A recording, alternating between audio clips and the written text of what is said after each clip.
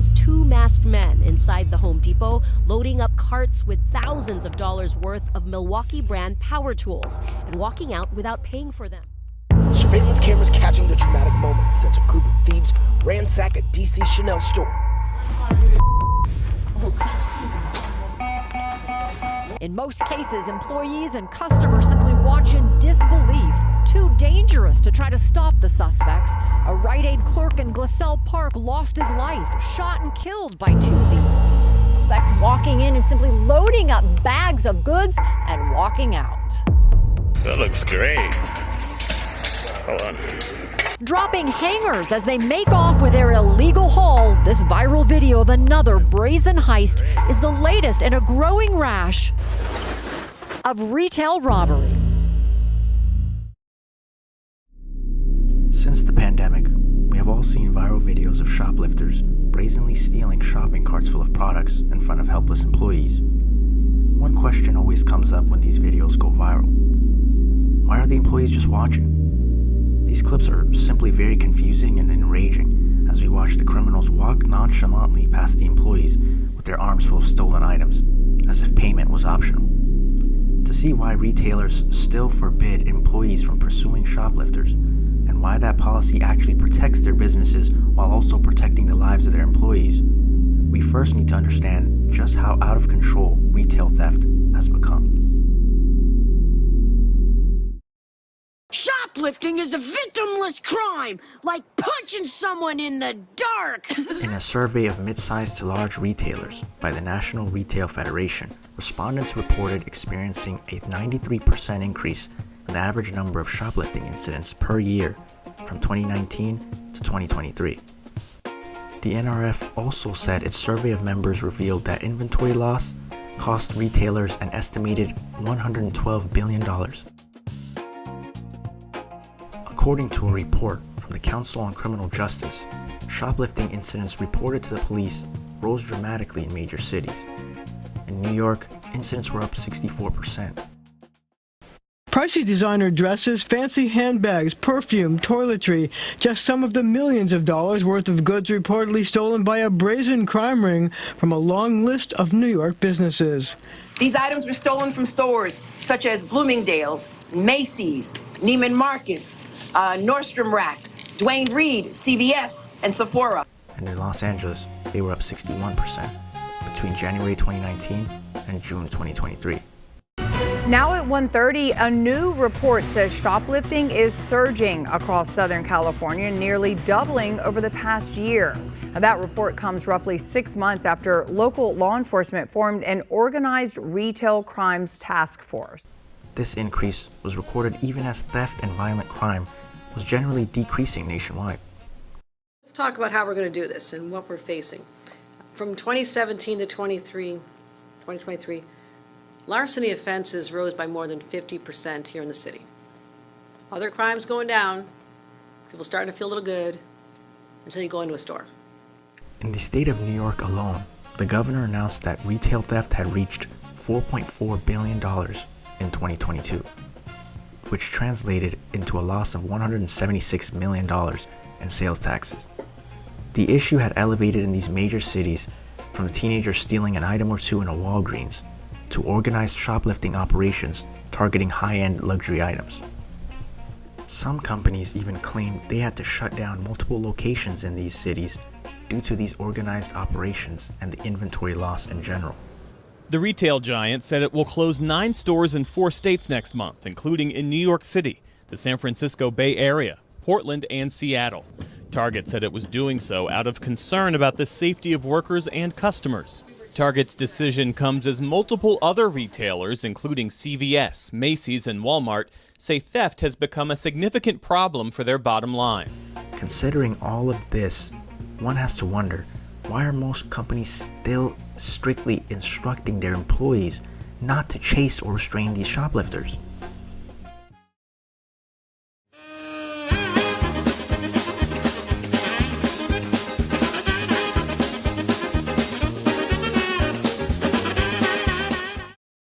A recent survey by Loss Prevention magazine shows 78% of retailers have a no-chase policy, 45% have a no-touch policy, and 18% don't allow apprehension of the shoplifters at all. These statistics do line up with the reality portrayed on the viral videos that actually show the employees in the background just recording or calling law enforcement. In most of these videos, the reaction is understandable, since they would have to put themselves in danger in order to impede the shoplifter. But there were some viral moments that had the public stunned at the lack of resistance as the thief took their time and loaded up on products calmly and walked right past the employees. Most retailers, they don't allow their workers to physically stop shoplifters. It's too risky. People get hurt. Instead, they just take the loss. And the bad guys have figured that out. Retailers began formally implementing the no-touch policy in the 1970s and 80s as they began to rely on other forms of security like CCTV cameras. This change wasn't just intended to protect employees from danger. Retailers quickly realized that forbidding staff from pursuing or physically restraining suspected shoplifters also served to limit their own liability. There are many examples of the liability a retailer can face when employees try to restrain or pursue shoplifters. Let's examine some interesting court rulings that exemplify just how costly it can be when an employee's chase or detainment of a suspect leads to legal action against the store. Save Smart Store, your neighborhood savings store next door. On October 9th, 2020, a 69-year-old woman named Ida Galo was walking past Save Smart, which is a large retail store in Newark, when 5 Save Smart employees started chasing a suspected shoplifter out of the store and onto the sidewalk. The shoplifter then bumped Ida, who started to fall slowly to the side. Then a large Save Smart employee actually struck her with his arm fully extended. This sent her falling violently into the cement sidewalk, which struck her head and caused a subdural hematoma, which is a serious condition where blood collects between the brain and its outer covering. Ms. Galo then sued Save Smart in a premises liability case, since the incident took place on their property and the employees were untrained. The jury found that Save Smart was in fact negligent by not training their employees on how to handle a shoplifting incident, and their negligence caused the plaintiff's injuries. Ms. Galo was awarded $8 million in damages by the jury. Save Smart also failed to prove that the injuries were caused by the initial hit by the shoplifter, so 100% of the $8 million verdict was against Save Smart. It's Walgreens season. On April 12, 2023, Trevansha Ferguson was 7 months pregnant when she was confronted and shot 7 times in a Walgreens parking lot by an employee over shoplifting accusations. The employee claimed self-defense, stating that Ferguson maced him during the incident. The confrontation left Ferguson in need of an emergency C-section to deliver the baby prematurely. The baby and the mother were expected to have long-term health issues as a result of the shooting. Trevansha, 24 and pregnant at the time, was accused of shoplifting when the employee, Materius Boyd, confronted her in the parking lot. Boyd claimed self-defense for the shooting after Trevansha allegedly maced him. He hasn't been charged. The lawsuit accused Walgreens of negligent hiring, training, retention, and supervision of its employees. This case was still pending when Ms. Ferguson sadly passed away in 2024.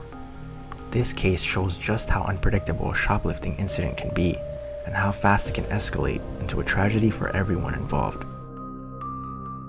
Don't have an employee go chasing after 2 young girls who were allegedly taking lipstick and then shoot one of them 7 times when you scare them at the back of their car. It's insanity. Come on, man. Walmart's like the worst place you could steal from. They're watching. Leslie Nurse was stopped when she tried to leave a Walmart in November 2016 with groceries she said she already paid for. She claimed she used the self-checkout, but the scanning device froze. The Walmart employees didn't believe her explanation, so she was arrested for shoplifting $48 worth of items. The criminal case was dropped a year later, but the damage done to her reputation was devastating. In the following months, she received letters from a Florida law firm threatening to sue unless she paid a $200 settlement for the theft. Lesleigh filed a lawsuit against Walmart, claiming they have engaged in a pattern of targeting Alabama citizens falsely accused of shoplifting with demands that the innocent customer immediately pay money or risk getting sued by them. A jury agreed with the complaint and awarded Lesleigh $2.1 million in damages. If you haven't been to ShopKo, it's too late. In November 2008, Richard Moore was confronted by two security workers after they said he stole 2 pairs of personal grooming scissors from their store. One of the employees was much larger than Moore and threw him to the ground when he resisted. Moore suffered several skull fractures and a brain injury as a result of the takedown. Moore filed a lawsuit against ShopKo, and the company defended its employees' actions. The lawsuit alleged that the loss prevention workers didn't adhere to their guidelines when dealing with this incident. In 2015, the jury agreed and awarded Richard $750,000 in damages.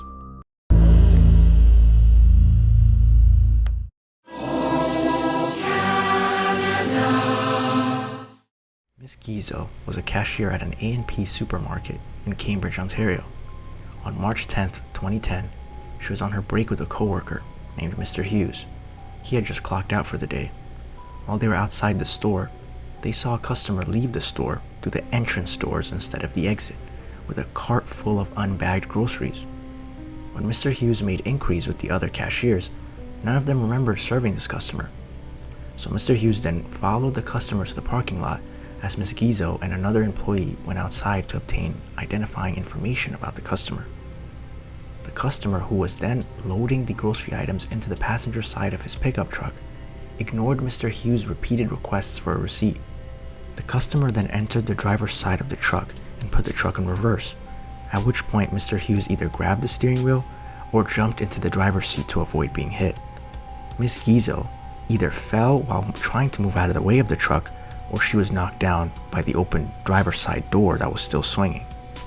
Mr. Hughes then jumped out of the truck and the customer proceeded to run over Ms. Guizzo with both the front and rear driver's side wheels. She was hospitalized for a week due to her injuries and is no longer able to work. She sued her employer and was actually allowed to go forward with the lawsuit, even as the company argued that this happened during her shift and was a workers' compensation issue instead of a civil matter. The court found that since she was on her break and the incident happened in the parking lot, she was not in her regular course of employment, and her lawyers actually argued that the fact that she didn't adhere to the company's no chase policy proved that she wasn't in her regular course of employment and that she could actually bring a civil suit. Unfortunately, the resolution of this case doesn't seem to be publicly available online, but it is a good example in showing that the liability risk doesn't completely go away when a no chase policy is enacted. These lawsuits illustrate just how costly shoplifting incidents can become for retailers, in terms of dollars and reputational damage. Even though 2 of the stores in the lawsuits, the Walgreens and the A&P supermarket, had some version of the no-touch, no-chase policy, their employees often violated these policies and the company was still liable for the damages. SafeSmart, who argued its employees did the right thing by chasing the shoplifter, was hit with the largest verdict. The no-touch, no-chase policies definitely lower the liability risk for retailers, but in some rare instances, they could still end up in court. While I was reading through these lawsuits, it seems like anything that can go wrong will go wrong when employees pursue shoplifters. The retailer can find themselves being sued by an employee, a customer, a bystander, or even the shoplifters themselves. The risk is always present, even with a no-touch, no-chase policy, if the employees opt to ignore the policy. Obviously, if a retailer has enacted one of these policies, they don't want to end up in court dealing with legal fees and million-dollar settlements, so they naturally will have strict punishments for employees that decide to opt out of that policy and interfere with the shoplifters. Safeway fired a 22-year employee for violating their shoplifting policy. A local man stopped a woman accused of stealing, but says because of it, he was fired. And a Home Depot employee suddenly losing his job, but it was for helping police officers catch a shoplifter. Well, tonight, 2 News investigates why an employee at a local Kmart was fired for stopping a shoplifter. what does it have to do with the company's policy on stopping thieves? Now, this situation also infuriates the general public, since we see those people as good citizens, preventing crime. The most famous incident has to be when Summer, a 24-year-old Best Buy employee, was fired from her job for going against Best Buy's no-touch policy and having an altercation with a shoplifter. Understandably, the public was very upset with her termination, and it was reported on national news after the clip went viral. Then UFC President Dana White made the clip go even more viral when he offered the former Best Buy employee a job with the UFC. Dana White also trashed Best Buy for letting her go. That's the kind of person I want working for me, man. You're crazy, Best Buy. You should have kept her. I'm going to steal her from you now. Guy's trying to steal something. She goes out there, goes head to head with him and stops him. And we talked to her on the phone. She's got an incredible personality, and she's my kind of girl, man. What's up, everybody? I don't know if you remember, like 2 years ago, I posted that video of Summer from Best Buy whooping that dude's ass that was trying to steal a TV or something. So she got fired from Best Buy. I thought that was insane. I hired her. Still here, 2 years, my favorite security guard. The best boss ever. Never, ever complaints. I love him, he loves me, and I'm so grateful. It really seems like retailers can't win when dealing with the shoplifting issue. The problem can't be ignored, yet every solution has serious consequences. By strictly enforcing no-touch, no-chase policies, they can seriously reduce their liability risk, but then they risk huge damage to their reputation if they fire employees that choose to ignore the policy. They could also become liable again if something goes wrong when the employee actually decides to ignore the policy and interfere in the shoplifting. All of this context reveals that this shoplifting issue is much more complex than it seems. We as members of the public have to try and understand the circumstances involved in a given situation before reaching conclusions. We cannot react emotionally to every viral clip that makes its way into our feed. Hopefully, these spikes in shoplifting across several states are just anomalies that will fade away the further away we get from the pandemic. I know it seems like everything bad with society now is blamed on the pandemic, but it does seem like the perfect storm. The ability to hide your identity and look perfectly normal by masking up during the pandemic. New at 5, a Valley store owner making changes to a mask policy. This after she says that her stores have been targeted by thieves wearing masks, making it difficult to identify the suspects. And grabbed our higher-end clothing and ran out the door. And on Tuesday, they stole 4 designer handbags out of our handbag case and ran out the door. The acts all caught on camera. The alleged thieves seen walking into the Pima Road location with face masks on. They take a lap around the store and leave with thousands of dollars worth of designer clothes. The problem in catching the thieves, 3 of the 4 alleged suspects wearing facial coverings. It hides their face. Well, starting on Friday, anyone shopping at My Sister's Closet who enters the store and is wearing a face mask will be asked to show their face for a few seconds at the surveillance camera. The store owner hopes this will help deter anyone who is thinking of stealing again. So if you decide to shoplift or grab and run later on, we've got a clear picture of you. The store owner says their new mask policy is a security measure. It has nothing to do with COVID and asking people to wear masks or not wear masks because of COVID, but thieves are taking advantage of a situation. And then you add that with the fact that people didn't know that the no-chase policy was a thing until these clips started going viral, and you can see why these spikes happened. But even if these spikes were to go away, I don't think we'll stop seeing these shocking viral moments in the foreseeable future.